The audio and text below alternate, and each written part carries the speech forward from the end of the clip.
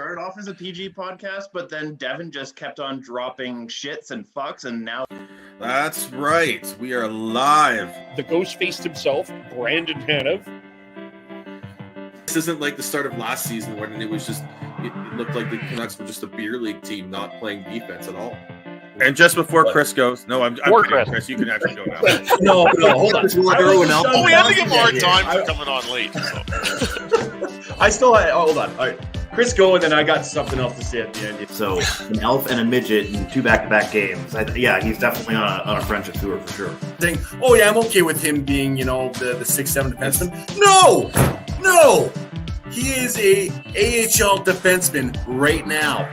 Look, Shonky, don't mind Devin, okay? We all struggle with Devin, so you know. Well, hello everyone, and welcome. Good morning, good afternoon if it's the East, wherever you are. Welcome to the Shifts and Pucks podcast. Of course, you can follow us on Twitter at Shifts and Pucks, Facebook.com Shifts and Pucks, YouTube.com Shifts and Pucks, Twitch.com Shifts and Pucks. Subscribe wherever you get your audio, as well as on the Area 51 Sports Network, as it is the morning after the Calgary Flames' first home playoff game since April 19th, 2019, when they were eliminated by the Colorado Avalanche.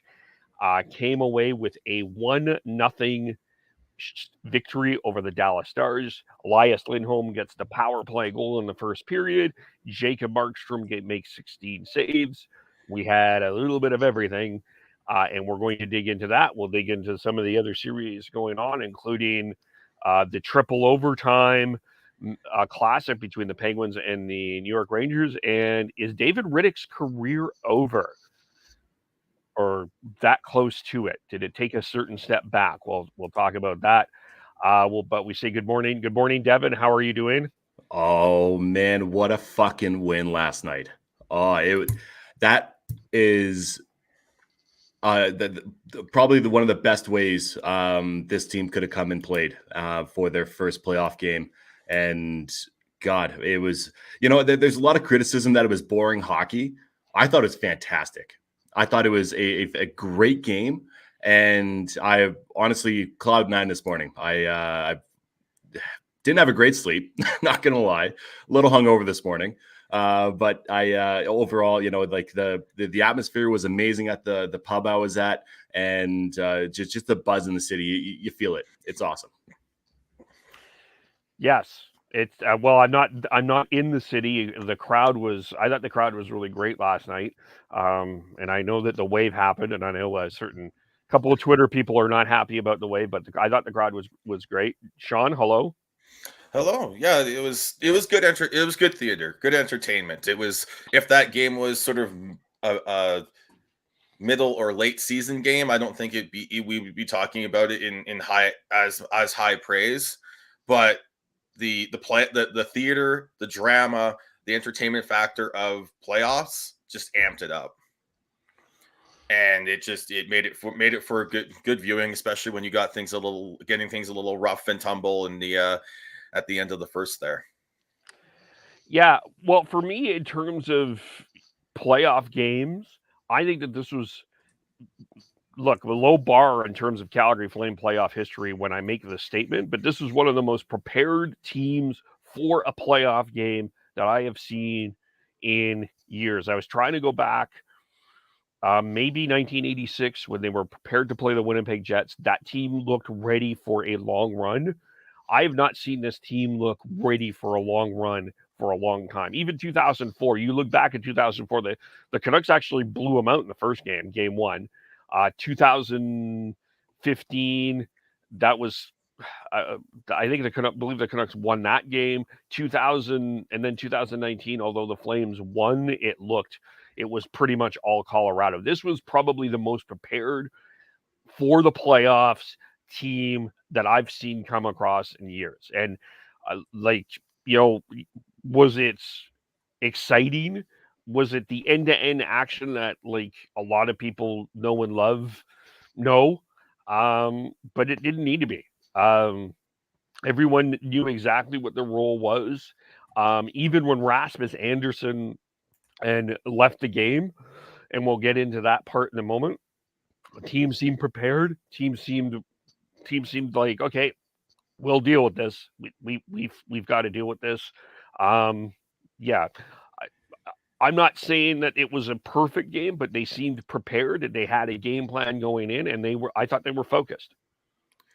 They definitely were. The fact that Dallas only had 3 shots in the first and third, that says a lot. And that's exactly what Daryl Sutter wanted this game to be. I truly believe that.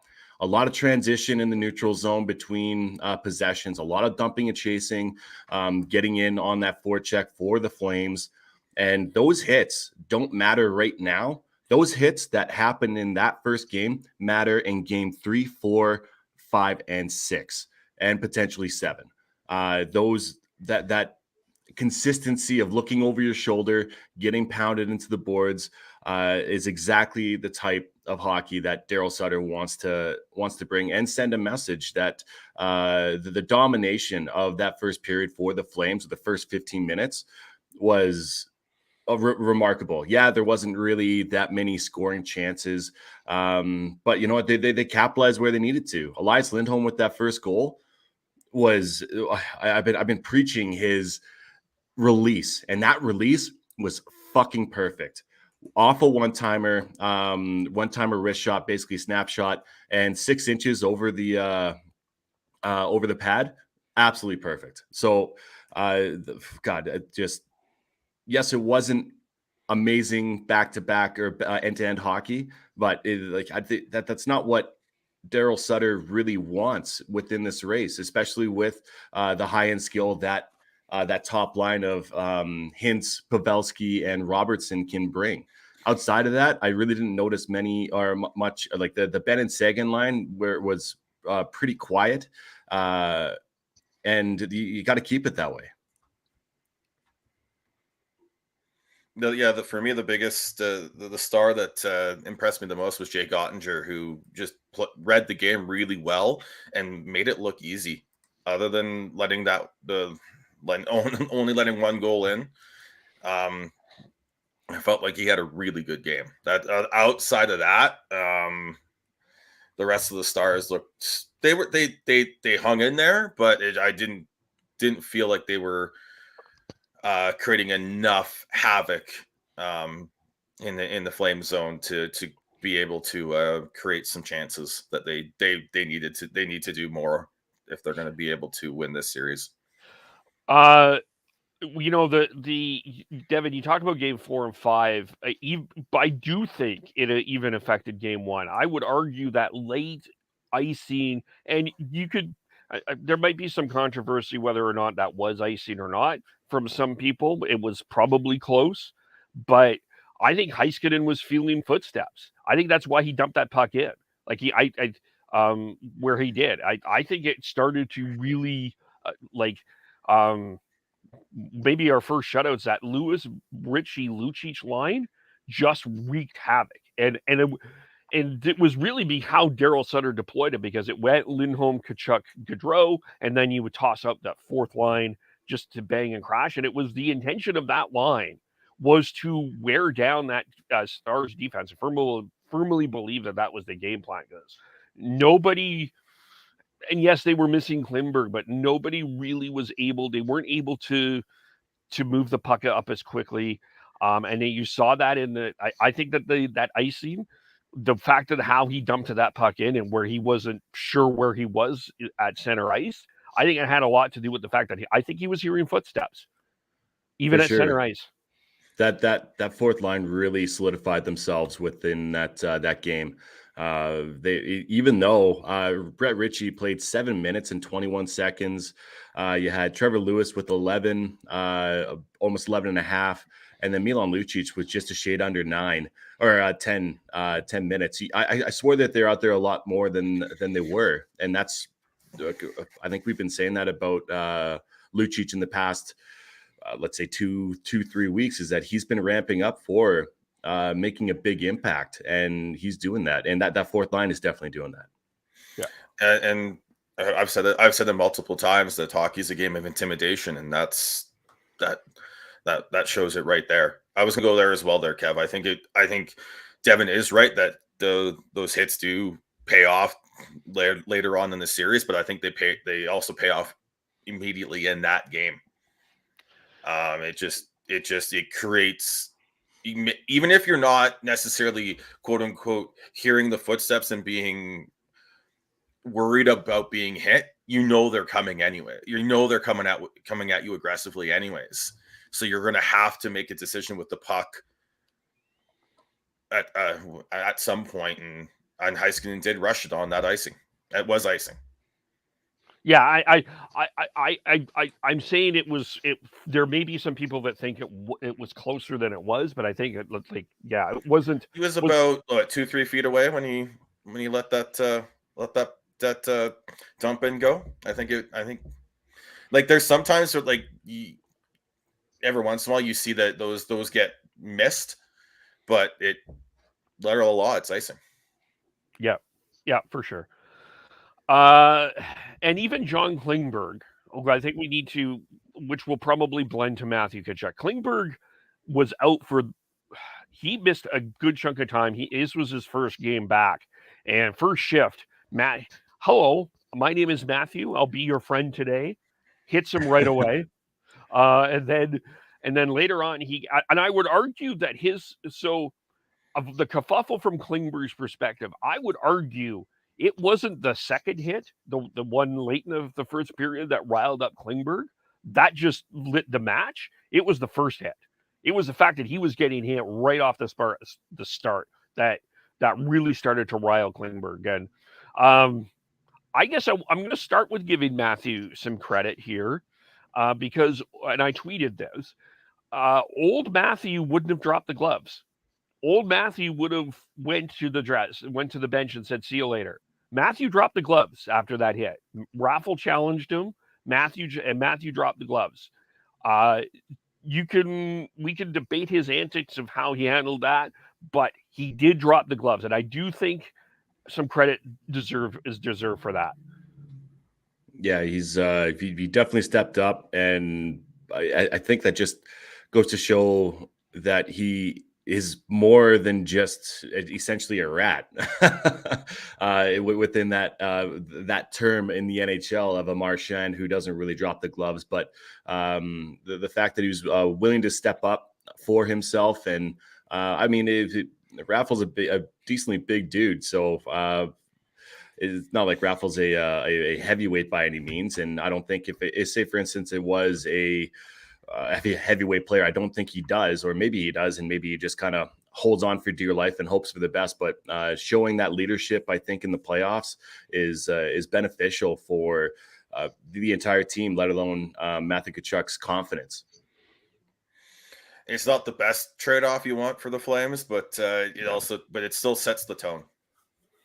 Yeah, later on in the series, I don't want Tkachuk fighting Raffle, but even Daryl Sutter was asked by Eric Francis, playoff hockey, Eric, and he wanted it. He was happy with that. He was happy that he got that fight for Matthew Tkachuk. So, and it was interesting going back to our conversation with Nashville, whether or not he crossed the line. And I don't think Matthew, don't get me wrong, I don't think Matthew really crossed the line too much with Dallas. I don't think it was the same thing. Although I think when we get into the road games, I think that's an interesting question. But we were wondering what Daryl would say, and I don't think he said. I think he was expecting a confrontation. He was expecting Matthew to cause a confrontation. Maybe that's the best way to say it. And I think later on in the series, he might say, just make sure you're smart about it. But I think he wanted a confrontation and then say and establish we're the big boys on the block, and we're going to keep it that way. Totally. And you just got to make sure that Tkachuk doesn't get injured within that, because when we did lose him in that Winnipeg Jets series in the bubble, that was that was a hard one to swallow, because he was sitting there in that press box being very animated when Winnipeg did win that series. So actually wasn't it Dallas it was a Dallas series in the bubble. Oh right, yeah. Sorry, I was thinking about the Scheifele instead. But yeah, no, that's exactly it. You got to make sure that you are healthy, and this is a war of nutrition. for the playoffs, and you want to make sure, you're setting that tone. But definitely agree with you guys. Need to make sure that he doesn't really cross that line too much and let Lucic or a Coleman or a Ritchie step up instead of him. He also needs to just watch on those hits. That hit on Klingberg was perilously close to boarding.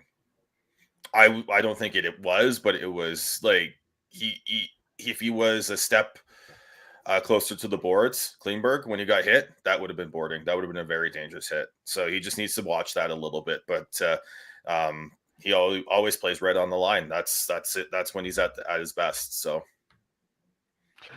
Sidebar tangent. I did not have a problem with the officiating last night at all. I know that there was refs you suck chant. And I specifically, that's everywhere. Yeah, exactly. But the specific one that the crowd was all up in arms about was when Coleman scored but got the interference call on Heisman. That was clearly interference. That was the right call. Like I thought Wes McCauley and Yang called a really good game. I did not have a problem with the officiating last night at all. There was one call where I was okay. If you're going to call that, then you need to call another one. I forget the incident, but I believe it was Zadorov's holding call, which was, I think, the right call. But there was a very similar incident that happened later on in the game, and I can't remember who it was, but they didn't call it. And that's where I don't care where the line is, as long as it's within a reasonable call. It's just be consistent. That's all I care about, because then once you know where the consistency lies, then you can play within those borders. Yeah, and the other thing is, like, we all know that it's so tough too. There's so many things where, like, I made the comment that, like, cross-checking is now the holding of football. Cross-checking ice hockey is the holding of football, where you could call it almost every play now. We saw some of those really soft cross-checking calls in the first Leafs and Lightning game, and I was just like, what's going on here? Is this not is this not a playoff hockey? Like, are we just, I know, it's so tough, I know. But overall, there was not I don't think there was anything egregious or a standard that didn't match up overwhelmingly that made me question it. Like, you're gonna have calls that are missed and questionable calls that are called or not called in every game. But for the most part, I think it was fine. And I'd say it's more so along the lines of regular season than it is in the traditional old playoff hockey that we have seen in the past, forever, essentially. But I think they've taken a step back and calling it more what they see in the regular season than they do traditionally in the playoffs. At least to start the playoffs, they usually the last few years the standard has been tight. It just loosens as the playoffs go, and that's fair. But that's it. That's what it is. Unfortunately, I've always said to pick a standard and stick to it. Whether it's October, whether it's March, whether it's April or May or the Stanley Cup final, pick a standard and stick to it from day one to when the cup's handed out. And I hope they do that, because then you know what's going to be called. But I'll believe it when I see it. We will. I think tonight will be very interesting in terms of what's being called or not, and though I think there'll be a certain game that, depending on the result, I think a fan base is going to start bitching about the officiating a little bit more. That fan base is probably focused on a pass that a certain goaltender made that is starting again tonight. But if they lose tonight, they'll be bitching about officiating. I'll guarantee it. You got to bitch about something. And you can only throw Mike Smith under the bus so many times. You know what you're getting with Mike Smith. Officiating is can be questionable sometimes, and that's where I think you draw the line. But man, I'm here for it. Just one more before we touch on Rasmus Andersson. I'm curious about Blake Coleman, and it's maybe my concussion sensitivity. He went to the locker room. He came back. He looked fine. I'm waiting to see what happens today, because I was wondering if that was adrenaline, and I part of me wonders if that's adrenaline and we may see a different result today, and I hope he's fine. But it didn't look good when he took the hit. And I was mildly surprised he came back. And I will be curious of what happens today, if they're doing any practice or not, what that is, because concussions are a funny thing. They are, and they are. You can feel it right away. You could feel it the day or two after. But as long, all they can do is go off of what the player tells them, and some of the signs the physical signs that they can get in the arena at the time. And if he passes everything there, he's allowed to go back, which I think is a fair standard. I think there is concern about it, and I get it, but I think there's only so much you can do, because it is still, we still don't quite understand. And it also could just, we've seen in the past that it may not be an actual concussion, and it might be a neck issue. That was what was bothering Crosby for years earlier on in his career, and that got misdiagnosed. So it's such a tough thing to diagnose, like, then and there. Yeah, if Coleman's if there's no, like Sean said, if there's no physical signs of him actually being woozy or any concussion symptoms, yeah, it's 100% up to the player to return to that game. He's his own person. The NHL is doing what they can to mitigate any sort of long-term effects within potential concussions or brain injuries or neck injuries. And I'm with you, Kev. It would be interesting to see how things kind of play out with him, because he got hit again after he came back, and he went straight to the bench. So it didn't look that, it looked a little suspicious on my part.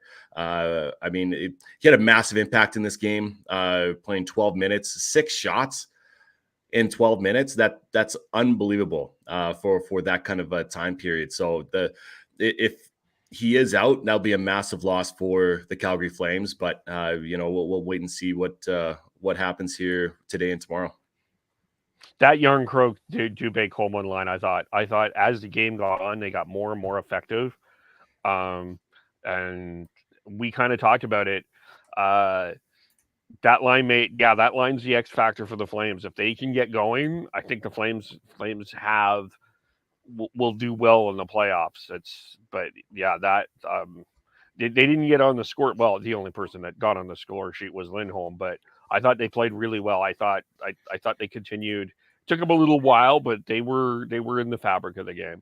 Yeah, honestly, the Backlund line is the one that I'm concerned about, and it's not like they made egregious mistakes, but they weren't noticeable for enough for me. And I know that they are the quote unquote shutdown line, but when you have the offensive talent of a Mangiapane and a Toffoli, I would want to see a little bit more from them, because if that line played about 5 minutes more than that third line, Dubé, Yarncroke, and Coleman, and you saw that third line a lot more than the second. And as long as they are defensively sound, yes, but we're still looking for that secondary scoring, especially on a 1-0 game. You need to have that depth and make sure that you're putting that second line in a way to succeed. And the eye test for me wasn't quite there last night for that Backlund line. I thought Toffoli was fighting it when he was on the power play. There was a couple of shots, and then he had the one that Ottinger, I thought one of his better saves was on Toffoli with the blocker save that it looked like that was going to beat him. It kind of did beat him, I felt, and then Ottinger got his blocker in the way, and then Mangiapane made a nice move and shot wide. But you're right. I don't think that they were as noticeable overall than the Lindholm. I mean, who does Sutter put out at the end of the shift there? And just one more gush about Matthew Tkachuk here. I said we were going to go on to Rasmus Andersson, but his play, the way that play he made late in the game there, where he just crammed the puck into the boards, that was outstanding. You know, Yep. yeah, sure. Give me a guy that skates through 5 players. Yeah, that's awesome. You know what? Keep the puck, pin the puck with the final 10 seconds to kill off the clock. Thank you. I'm becoming more Daryl by the day, except I'm not going to have a horse. Just going back to that Backlund line, I pulled up the stats on Natural Stat Trick, and they were the only line to not have a positive shot attempts percentage in the game. And yeah, that was according to Natural Stat Trick, the Tkachuk, Lindholm, Gaudreau line played 9 minutes and 30 seconds together on 5-on-5. And then the second most line, the line that was together, the second most was that Backlund line, and they had 746 in 5-on-5, and they were essentially they were essentially a -2 on shot attempts for and against, while everyone else was positive. So yeah, you're not always going to have every line rolling. No. Rarely you're going to have every line rolling. That's why you need to have the depth going through your lineup, so that if one line's having an off game, another line can step up. But the one thing I wonder is, I think Toffoli's fighting through something. He doesn't look comfortable out there. We don't know. Well, they gave him Saturday off. Mm-hmm. I've had the theory that he was fighting something throughout the end of the year there, but Derek, to quote Daryl, if you're healthy, you're playing. So either he's saying he's healthy when he's not, or he's fighting something for sure. Well, Daryl will just say that everybody's healthy. If you're in the lineup, you're healthy and you're playing, and not trying to get giving the other team a read on who is injured or with what, right? You know, the whole media game of it all, and Daryl's the best at it. Yeah, or one of them. Yeah. So speaking of depth, the Flames lose Rasmus Anderson at the end of the first period for that fight with Klingberg. Second fight in a sequence after a scrum is a game misconduct. I know Daryl Sutter didn't like the call, but that's what happened. But Chris Tanev, Eric Branson specifically, because they're on the right side, I thought they did yeoman, especially to me, Tanev did yeoman's work again. He was, what's his ice time here? I'm just pulling up here. 25 minutes. 2:30 on the power play, 5:35 shorthanded. Noah Hannafin, by the way, 5:19 shorthanded. Eric Branson, 4:47 shorthanded. Penalty killing time. That's that's heavy minutes there.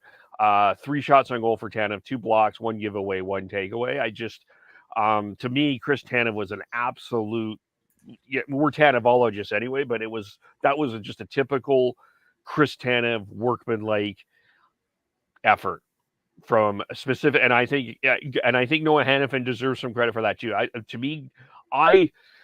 liked Hannafin, and yes, I mean the numbers may not dwell this out, but I really loved what Gabranson brought. Yeah, hats off to that entire defensive core, and being able to step up in Rasmus Anderson's absence there. It was funny seeing, I know Kevin, you and I have talked about this. I forget if Sean was on with us at that time, but having Chris Tanev on the power play, I think it's hilarious. I love it. I think he's effective to what you would think, and it's abnormal because he is so defensively minded. So the fact that he was 2.5 on the power play is funny, and I don't think you want to have that all the time, because I know that isn't really heavy minutes, but you are right that shorthanded time is a lot. That's a shit ton of heavy lifting, and making sure that you do have a Rasmus Anderson in the lineup, not being not suspended, but a game misconduct is definitely ideal. But good on Goodbranson for stepping up in that absence as well. Though everybody on that back end I thought did a great job, and it was nice to see Oliver Shillington on that power play as well, bringing that puck up and showing his a little bit of diversity within his game. And I think that that possibly could be a good role for him next year, being on the second power play, maybe even the first. It's interesting. I'm going through some of these stats now, and I'm gonna backtrack to the Backlund line. They didn't start a single, at least Backlund and Mangiapane did not start a single shift in the offensive zone. They were either on the fly, neutral zone faceoffs, or defensive zone faceoffs when they started their shifts. And Tanev had one offensive zone start that whole game. So, okay, I don't think you're criticizing. Are you? I don't think. No, I'm not criticizing. I'm bringing up some interesting stats here about how defensively minded that at least those three in particular were being deployed. Okay, they were being deployed in a more defensive role, and they were still, like I said, they were.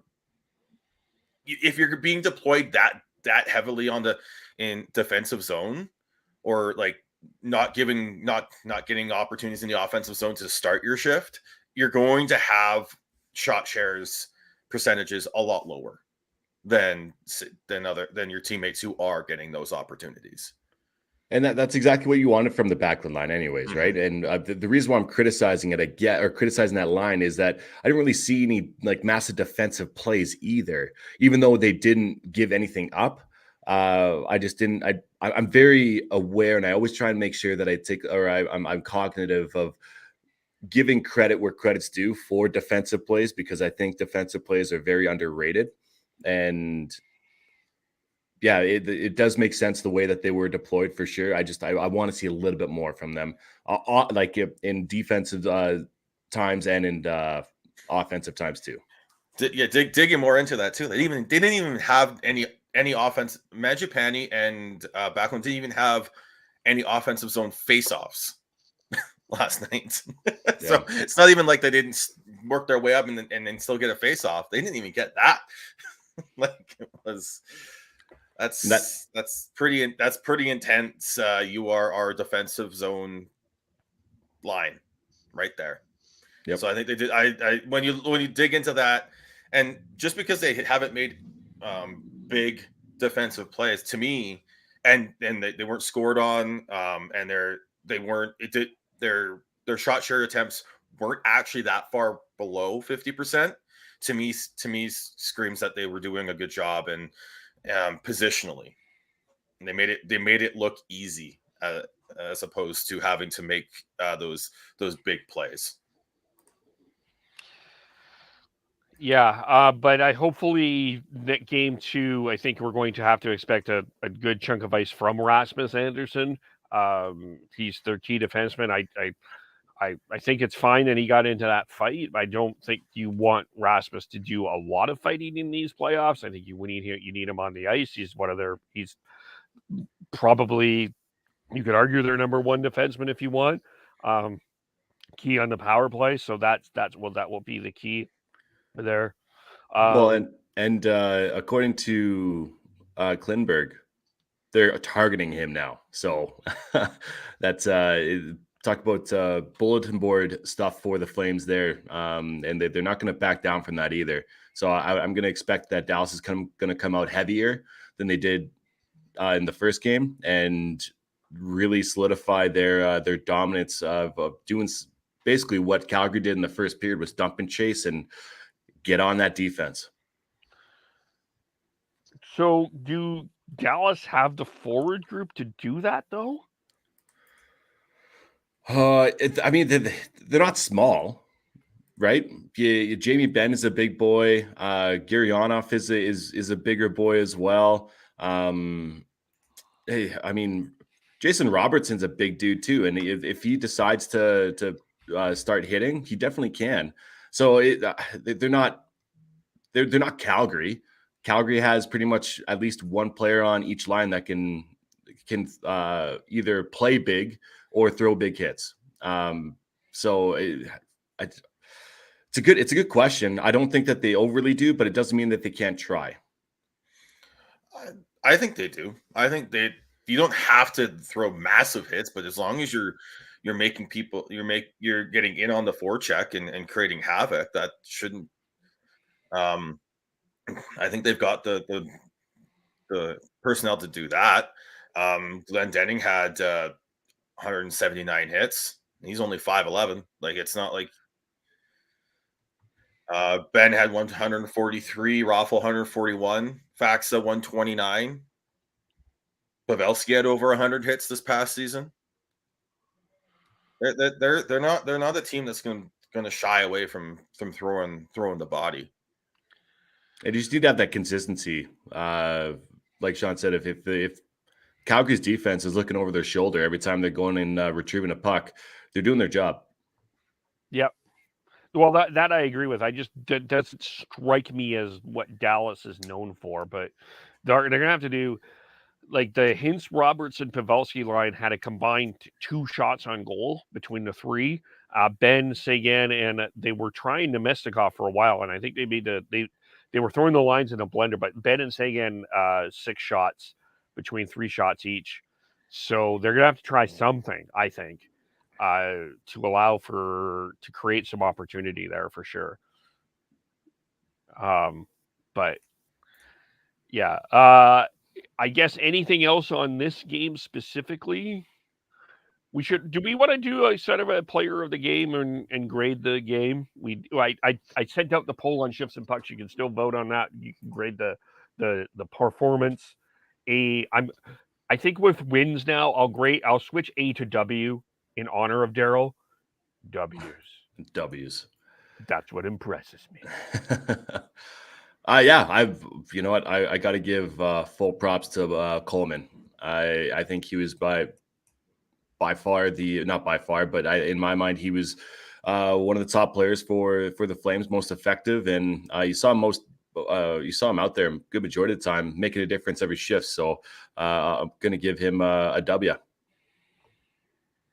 Okay, is that what we do? We give him we call it the W? I don't know. Sure, why not? Let's do it. I'm giving it to Tanev. You lost your top right shot defenseman in Anderson after the first period, and he stepped up. Yeah, and I went through he played such a key role shutting down that and suppressing the offense of Dallas in that game. I'm going with Matthew. I just, the hits, the fights, and that first putting out that first line, the Lindholm Gaudreau Tkachuk line, and the way that they and him specifically pin them in the zone at the end of the game. I had to give it to Matthew. The fight, his physicality, I'll give it to Matthew. So we'll do it after every Flame. Well, no, we'll do it after every game. Even if Dallas wins, we can give them a player of the game. Absolutely. Yeah. Let's for the next few minutes here, let's touch on the other series, and maybe we'll start with the Leafs and Tampa Bay. I think that certainly, I don't think it was a surprise, as I use air quotes, that Toronto won. Not that I'm saying that Tampa. I think I would pick Tampa Bay as the favorites in this series, but I think there's still going to be belief that Toronto is going to have a chance. But I think that the way that Toronto won, I think is what was the stunner to me. We'll start on yesterday, and then we'll start on the game ones, and then we'll get into some of the other game twos. But it was the way that Toronto won, the way that Toronto outskated Tampa Bay, I think was another shock to me. And I said this a couple of times, and I know that, yes, it's Tampa Bay, and they're the 2-time Stanley Cup champions, and that crowd was absolutely amazing in Toronto. But the Tampa Bay doesn't look sharp, and they haven't quite looked the Tampa Bay I know and love. There is something off. Even on that 5-minute power play, Kucherov had an opportunity to shoot, and he just he missed. There's just even that Stamkos missed a wide open net at 3-0. They just looked off to me. I think it's sorry. The only other thing is I think you got to give Toronto credit for that, but I also feel like Tampa Bay is just not what Tampa Bay has been. I mean, I think they just had an off night. You look at how they came into the playoffs on a hot streak. Stamkos scoring basically at will for a month there. I think they just had an off night. I think Toronto. As far as I'm concerned, that's exactly what I expected from Toronto. Not that offensive output. It was more. Yeah, it's more so just questioning Tampa Bay. They didn't seem like they had the urgency. It seemed like they were more willing to let the play come to them instead of them dictating it. And they really got to make sure that they dictate the play and not let Toronto get comfortable. And that's exactly what it looked like to me. And they had seven power play minutes in that first period. And there was a 5-on-3 as well. And the fact that they weren't able to capitalize on that it put some question marks up in the air. But to Sean's point, it could just be an off day and they'll come out flying. Ideally, whenever you're out of the first 2 games that you're on the road, you're just hoping for a split and then come home and dominate. So if they can get a win here, then they have the home ice advantage. They can have that first change, and that could be a turning point for the series. But they really got to make sure that they come out hard tonight, and I think they will. But I think Toronto has a good opportunity as well to match that intensity that Tampa, I'm assuming, will bring. If Toronto can go ahead to Tampa 2-0, I'm going to state the captain obvious here, and I hate doing this, but they really do have I would give them a better chance of winning than if it's a split, just because I think it's going to be harder in Tampa. Tampa's going to come out in Game 3 and bring it. I think going into Tampa with a 2-0 series lead, if I'm Toronto, I would be much happier than getting a split. Not that I hate a split, but I would feel better about my chances. I think mentally that's where you really want to solidify that for sure, and then just always win at home, and you should be okay. And to your point earlier, Kev, that crowd, I've never ever seen the Toronto Maple Leaf crowd to be like that before, and it was fun to watch. That's for sure. Gave me chills all over, and having them as I guess your 6th player on the ice, that's huge. The other crowd, the crowd in Edmonton, I think they were all excited, and then it was 2-0 halfway through the first, and then Connor McDavid did his thing. I thought the Oilers crowd was very nervous, and then lo and behold, it was 3-3, and I was thinking to myself during that second period, I think the Kings have got to find a way to slow this game down, because if this keeps going the way it is, the Oilers are gonna run them out of the building. But that they outshot the Kings outshot the Oilers in the first half of that third period, 13-2, and most of the blame rightfully is going on Mike Smith, because I don't like. I was thinking about this. I don't think Mike Smith is terrible with the puck. Mike Smith's issue is decision of where to play the puck. I think that's the problem I've always had with Mike Smith. It's not like he's a great puck handler. He just makes some very risky decisions with it. And he made another one there, and it basically cost them. But to me, Devin flat out picked the Kings as the upset here. I think that this is going to be I don't want to. Going to sound ridiculous in saying it's a must-win for Edmonton, but this is one you don't want to go down 2-0 into LA. But surprise Mike Smith. I'm partially surprised Mike Smith is starting, and as much as I think Mike Smith deserves we'll credit the Kings here in a second. Smith deserves a lot of blame, but there were a lot of forwards on Edmonton that I thought did not appear. Zach Hyman disappeared. Thought Connor was good. I thought Kyler Yamamoto was good. They didn't play a lot of Jesse Puljujarvi. Leon is. I have a different perspective on Leon than most other people that watch the game. That's just me. But the big thing is I thought the Kings forwards outplayed the Oilers forwards in general, and Jonathan Quick was ridiculous. Well, just to touch on Mike Smith, I'm not surprised that they're going with him again. If he loses tonight, then I could definitely see that change and putting Koskinen in just to try and switch it up. I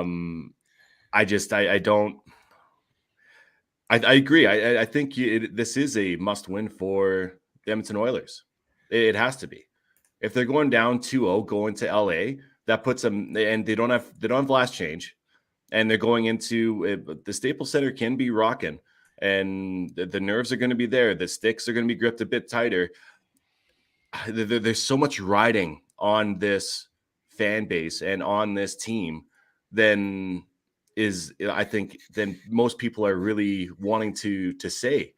Again, you're wasting another year potentially if they go out. If they do not get past the LA Kings, they're wasting another year. Leon Draisaitl and Connor McDavid together, and it's crazy. I believe Connor McDavid's been in the league for 7 years now, and they've only got past the first round once, right? Once or twice. Yeah, once.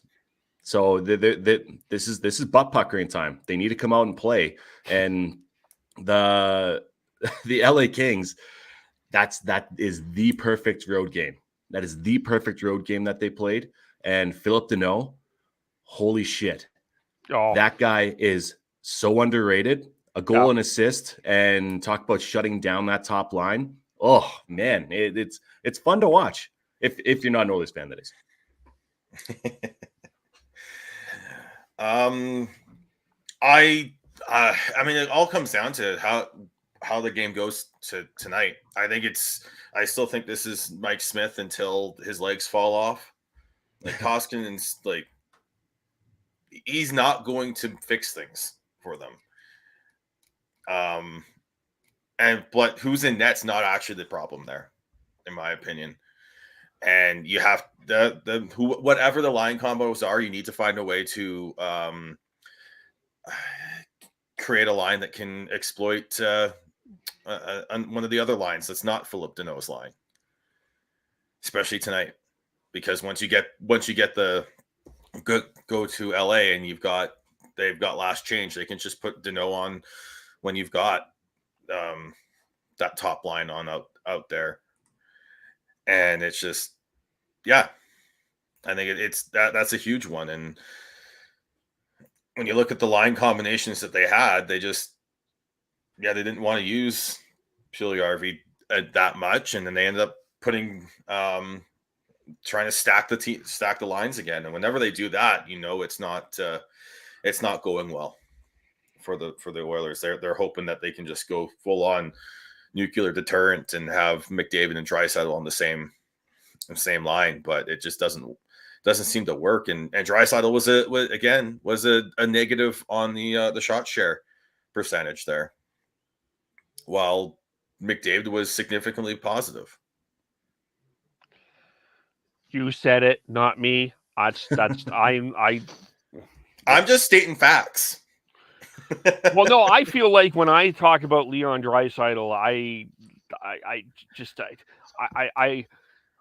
people have a higher opinion of him than I do. I wonderful offensive talent, but I think there's some other issues there. Well, and if you look at the plus minus too, and I know this is plus minuses, you got to pick and choose, but the fact that Connor McDavid was even with a goal and assist and Draisaitl was even with a goal, you got to play both sides of the puck there, fellas. You have to. And that's been the criticism, or we've been criticizing him. I know Kevin and I have, and the majority of this podcast has, but you got to make sure that you play both sides of the puck as well as you can.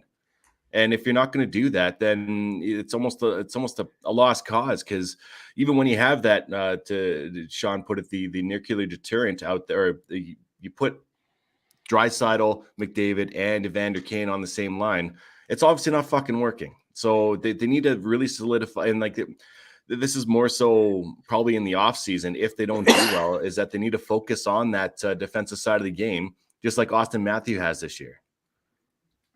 McDavid has improved his defensive game significantly this year, but Draisaitl hasn't. He still is just middling there. Every sort of possession and advanced stat that you can look at to measure how effective someone is. Yeah, Draisaitl's got the offensive ones. The defensive ones are always so spotty on him. Scoring chances for and against. 5-on-5 for Draisaitl, 5-4-7 against. High danger. Let's see here. The high danger shot attempts 0-2 while he was on the ice, like on 5-on-5. So like we know they can score on the power play. Like I'm starting to wonder if Leon needs, whether or not he's actually a dominant 5-on-5 player, especially when things get tight. Yeah, it's an interesting question. There'll be those that defend Leon to the hilt, but I just something doesn't sit right there. I mean, the biggest question for me for the Kings is if Jonathan Quick got that type of goaltending in him again. I don't know, but I'll be curious to watch. Speaking of goaltending, where do we go? Do we want to go to New York, or do we want to go to Denver? Let's go to New York. Okay, because yes, I mean the best story last night was Louis Domingue and his broccoli spicy pork and spicy pork, and coming in this crazy in a situation that it's a high pressure situation, and he gave him a chance to win. That's all he needed to do, and Pittsburgh was able to pull it out. Good on the Baker. The Baker returned. But can I talk about someone that is not getting enough credit? Everyone's talking. Congratulations, Igor Shesterkin. You made 79 saves. That was great. Second highest in a playoff debut. Congratulations. But Mr. Sidney Crosby, they were down 2-0. They were getting run out of the building. There were two. I remember this play specifically. 2 New York Rangers. It was after a face-off, or it was still 2-0, I believe, at this point. 2 New York Rangers got into Crosby's face, and Crosby was like, and pardon my morning, afternoon French here, but fuck you. My name is Sidney Crosby. We're going to win this game. Sit down, shut up. And then he makes the pass to Letang. Shesterkin makes the save. And then he makes that great pass to Gensel. Not once, I think it was twice. Gensel gets 2. You can talk about the goal, whether or not that goal should have counted or not, but Sidney Crosby took over the game, and then Evgeny Malkin tipped it in triple overtime. Sidney Crosby is one of my favorite players to watch. You could talk about Shesterkin all you want. Sidney Crosby is a fucking difference maker, and I don't think he gets enough credit for what he does. Really don't. Somehow one of the best player in his generation doesn't get enough credit. I think people look at him as like he's old. This is his final run. Yeah. This is pretty much it's a last swan song, and I just don't think that is for Crosby. I don't. That is his mantra right now. Is that he's Sidney Crosby. He's on his back 9. In the NHL, but he can still make a massive difference. You're 100% right, Kiv. I don't think he gets his nut. And it's funny to say that because the best player of his generation. is like overall player in this generation isn't getting enough credit, and he can still put it on when he needs to. And I was saying to my buddy last night that if I would love to see Sidney Crosby get another cup. If it's not going to be one of my two favorite teams behind me here, I would love to see Sidney Crosby get one more. Or another, not one more like his last one, because who the hell knows? You can't write him off. You can't, because he'll say "fuck you" to Kev, and I'm gonna go do this. I'm gonna win this game. Yeah. He had such an underrated season. He had 84 points in 69 games. That's, in terms of points per game, that puts him top 20 in the league, ahead of players like Kyle Connor, Alex Ovechkin, Brad Marchand, like players who were getting a lot of publicity in there, and coming off wrist surgery too. Yeah, so I think he's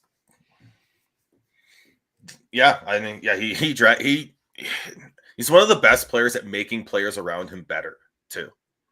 I don't think there's a player in the league right now that does that better than Sidney Crosby. No, he does it so well. I agree with you. 100%. And I don't think people give enough. Jake Gensel's an upper echelon left winger in the league. I don't know where I would put him, but he's an upper echelon left winger in the league. I don't think he gets enough credit for what he does either. And it's going to come down to that Jake Gensel, Adam Fox fist fight that's going to happen that entire series. Whoever's better in that one probably wins the series. That's the way I see it. It's just I don't know. To me, I applaud Crosby. I applaud Louis Domingue too for coming in an awkward situation that he did, and it looks like he may have to start again in game 2. So we'll see. Yeah, and as far as Rickard Rakell goes, I think that'll be a massive loss if they have him out for a while. They do have the depth that Evan Rodriguez, who had a hell of a year. Kasperi Kapanen is a good middle six player. So there are players that can step up into that second line role. I don't think you want to put Jeff Carter there, because then you lose a bit of your center depth, but definitely want to make sure that or if you do lose Rakell, that you have somebody to step in there. But that would be a big loss for the Pittsburgh Penguins if he can't go. Yeah. Let's go to that call. Right at the end of the third period, they challenge it and get the goal called back. Pittsburgh does. I think they got the call right there though on the review.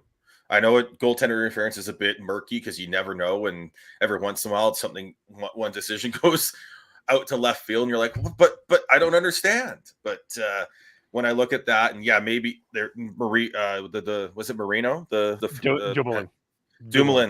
Dumoulin may have had a lot of the contact, but it was Kakko who initiated it all by driving the net.